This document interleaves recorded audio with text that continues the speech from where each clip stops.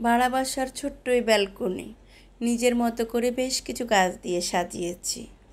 কিছুদিন অপেক্ষার পর এত সুন্দর একটা পরিবেশ হয়ে উঠেছে, একদম সতেজ প্রত্যেকটা গাছ, সেই সাথে ফুল, যেগুলো দেখে প্রতিদিন ভোরবেলা আমি অন্যরকম একটা প্রশান্তি মনে নিয়ে বাকি কাজ শুরু করতে পারি।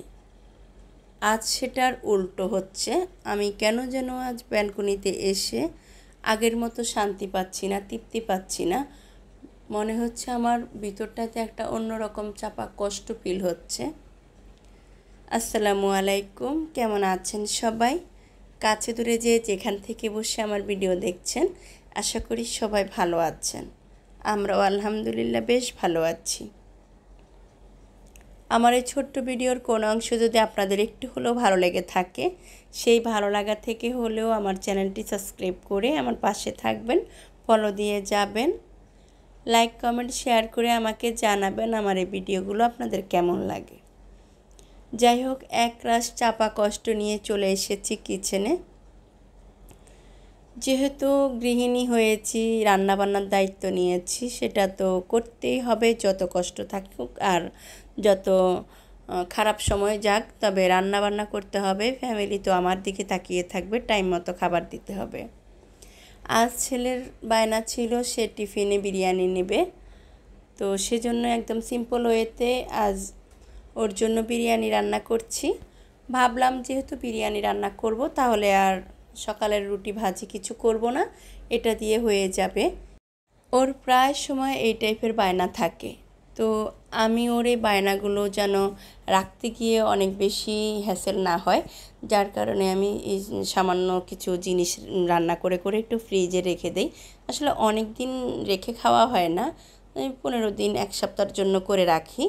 এই তো গত সপ্তাহে মাংসটা রান্না করে রেখেছিলাম 2 ভাগে, আজকে হচ্ছে শেষ, 2বার রান্না করে ফেলেছি।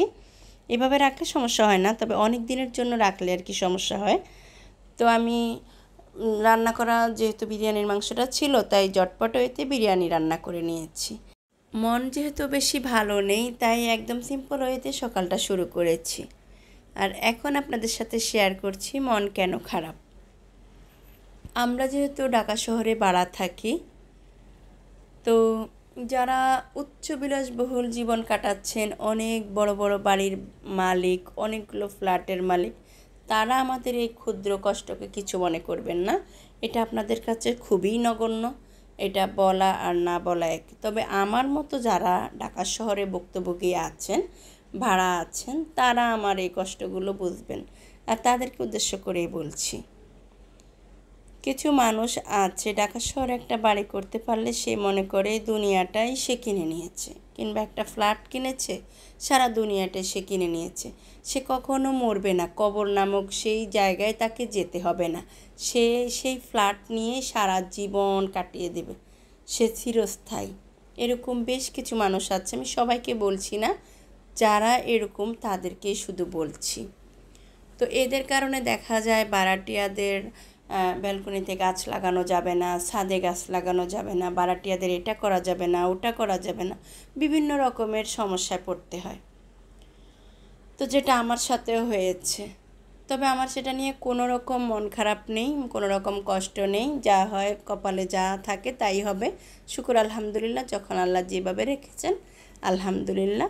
শুধু এতটুকুই বলবো, এই টাইপের মানুষগুলোকে আল্লাহ অনেক বেশি হেদায়েত দান করুক, কারণ এদের মুখের দ্বারা, হাতের দ্বারা মানুষ এত পরিমাণ নির্যাতিত হয়, এত পরিমাণ কষ্ট পায়, যেটা আসলে প্রকাশ করার মতো না।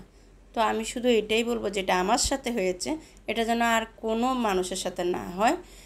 এই জন্যই চাচ্ছি আল্লাহ পাক ওনাদেরকে অনেক বেশি হেদায়েত দান করুক। তো ব্যালকনি দুইটা পশ্চিমমুখী ছিল, বেশ রৌদ্র আলো বাতাস পেতাম, তাই অনেক গাছ লাগিয়েছি।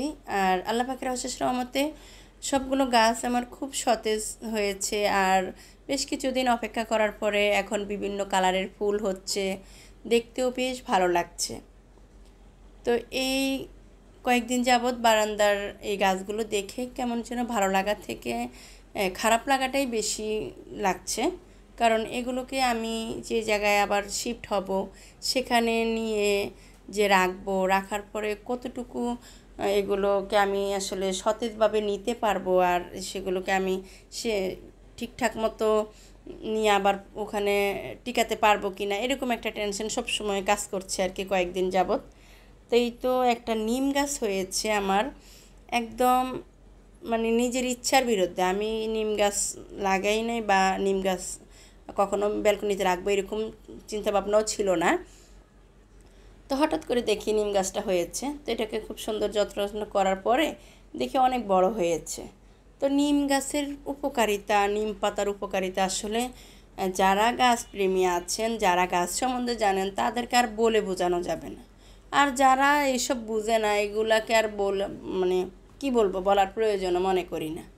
তো বেশ কিছু গাছ ছিল, সেগুলোকে আস্তে আস্তে আমি আবার রিফিল করার চেষ্টা করছি, দেখি যদি কিছু থাকে আর কি। কারণ কিছু গাছ অনেক বেশি বড় হয়ে গিয়েছে, সেগুলোকে এক জায়গা থেকে অন্য জায়গায় নেওয়ার পরে হয়তো আর তেমনভাবে টিকে থাকবে না, মরে যাবে, নষ্ট হয়ে যাবে। সেজন্য আগে থেকে একটু ইয়ে করে রাখছিলাম, দেখি যেন 10-15 দিন একটু থাকলে হয়তো নাড়াচাড়া পড়লেও আর নষ্ট হবে না। এই যে বাগান বিলাসটা, এটা খুব শখ করে লাগিয়েছি। পাশাপাশি 2টা ব্যালকনি ছিল, তো চিন্তা ভাবনা ছিল একটা ব্যালকনিতে লাগাবো, আর এটা বড় হয়ে অন্য ব্যালকনি পর্যন্ত চলে যাবে, এরকম দেখতে বেশ ভালো লাগবে। তো ঠিক যেমন ভেবেছি আর যেমন চেয়েছি আমার বাগান বিলাসটা ঠিক ওরকমই হয়েছে। তবে এটাকে হয়তো আমি নিতে পারবো না, কেটে ছেটে যদিও কিছু নিতে পারি, তবে অনেক বেশি বড় হয়ে গিয়েছে, নেওয়া যাবে না। আমি যখনই ডিসিশন নিয়েছি বাসা চেঞ্জ করব, তখনই আগে আমি বাসা দেখার আগে গাছের ব্যবস্থা করা শুরু করেছি। কারণ এই গাছগুলো একটাও আমার সামনে নষ্ট হয়ে যাবে, মরে যাবে, সেটা আমি মেনে নিতে পারবো না। যার কারণে আমার গাছগুলো নিয়ে অনেক বেশি টেনশন, অনেক বেশি চেষ্টা করছি যেভাবে নিলেও এগুলো নষ্ট হবে না সেভাবে নেওয়ার চেষ্টা করছি। এটা হচ্ছে তারপর দিন আমি বাসা দেখতে গিয়েছি। এই বাসাটা অনেক সুন্দর ছিল। এখানে মানে যে ফ্ল্যাট মালিক উনি ছিল, এখন ওনারা উত্তরাতে চলে গিয়েছে। তো ওনাদের একদম নিজের মতো করে সাজানো গোছানো ফ্ল্যাট এটা। এটার সাথে 2টা এসিও আছে, সেগুলো নিজেরা ইউজ করতে পারবেন এরকমভাবে বলেছেন। তো আমার আসলে বাসাটা অনেক বেশি পছন্দ হয়েছে।